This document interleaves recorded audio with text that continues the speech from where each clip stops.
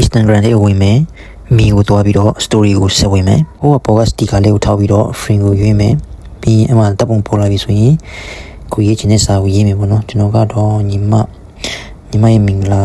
ပွဲတက်ရောက်လို့ပဲရေးလိုက်မယ်နော်အခု Instagram မှာပြီးလို့ရှိရင်ခက်ကိုဝင်ပြီးတော့ဟောလုပ်ရအောင်မယ် Okay ရေးပြီးသွားပြီဆိုလို့ရှိရင်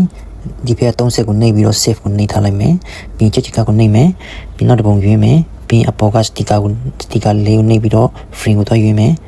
ရွေးပြီးတော့ပုံနောက်တစ်ခါထပ်ရွေးပြီးတော့ကိုရေးချင်တဲ့မှတ်ချင်တဲ့စာကိုထည့်မယ်ထည့်ပြီးတော့ခုနလိုပဲဒန်းနှိပ်ပြီးဘေးက30ကိုနှိပ်ပြီးတော့ save ကိုနှိပ်ထားလိုက် Okay ခက်ကိုဝင်မယ်အခုနပုံကိုအကုန်လုံးထည့်မယ်ကျွန်တော်ကတော့3ပုံလောက်ပဲပြလိုက်မယ်နော်အပေါ်ကပုံကိုတစ်ချက်ထိပြီးလို့အောက်မှာ crop ဆိုတဲ့ဟာကိုနှိပ်ပြီး 3.4 ကိုတော့ရွေးပြီးတော့ပုံညှိပြီးဆိုရင်နောက်တစ်ပုံလည်းအတန်းပဲ crop ကိုနှိပ်ပြီးလို့ရှိရင် 3.4 ကိုနှိပ်ပြီးတော့ပုံညှိပြီးဆိုလို့ရှိရင်အဲ့ဒီပုံလေးကအကုန်လုံး overlay ဆွဲချမယ် overlay ဆွဲချပြီးတော့စီထားလိုက်မယ်အပေါ်ကဟာကိုလည်း plus ကိုနှိပ်ပြီးတော့ဟိုမှာ library ဆိုတဲ့နေရာမှာတော့ပြီးအမှနောက်ခံ background တစ်ခုယူနှိပ်လိုက်မယ်မထည့်ပြီးတော့အဲ့ဒီအပေါ်ကတပုံကိုလည်း overlay ဆွဲချလိုက်မယ်ကဲနောက်ခံ background အပေါ်မှာလွတ်ထားမယ်ကဲပြီးလို့ရှိရင်တော့အကုန်လုံးလက်နှစ်ဖက်နဲ့ဖိထားပြီးတော့ဆွဲရှည်လိုက်မယ်ဆွဲရှည်ပြီးတော့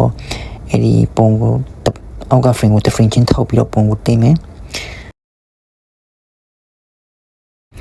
Okay တိတ်ပြီးတော့ပြီဆိုရင်ပုံကတော့ကိုလာမေးထင်တယ်လို့စီလို့ရတယ်နော်စီပြီးရင်အဲ့ဒါကို export ထုတ်လိုက်မယ် export ထုတ်ပြီးတော့အဲ့ဒါကိုပြန်ထည့်မယ် export အဲ့ဒီခက်မှာပဲပြန်ထည့်ပြီးတော့အဲ့ဒီ video ကို next series ကိုပြန်ရွေးပြီးတော့အဲ့ဒီဟာကိုလက်နဲ့ပြန်ဆွဲရှည်လိုက်မယ်ဆွဲဆန့်